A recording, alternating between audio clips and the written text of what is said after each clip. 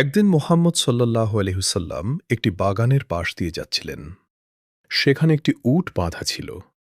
নবীজিকে দেখেই উটটি কান্নার মতো শব্দ করতে লাগল এবং তার চোখ দিয়ে পানি পড়তে লাগল।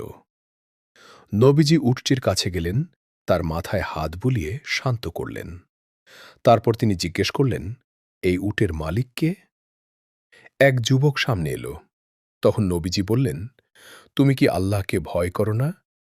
এই প্রাণীটি অভিযোগ করছে যে তুমি তাকে বেশি কাজ করাও এবং ঠিকমতো খাবার দাও না। যুবকটি লজ্জা পেল এবং বলল, ইয়া রাসূলুল্লাহ, এখন থেকে আমি এর ভালো যত্ন নেব। নবীজি মানুষকে শুধু মানুষের প্রতিই নয়, পশু পাখির প্রতিও দয়া করতে শিখিয়েছেন।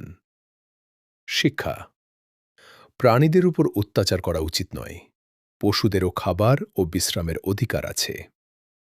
দয়া শুধু মানুষের জন্য নয়, সব সৃষ্টির জন্য হওয়া উচিত। ভাল লাগলে লাইক করবেন, শেয়ার করবেন, অন্যজনকে দেখার সুযোগ করে দেবেন।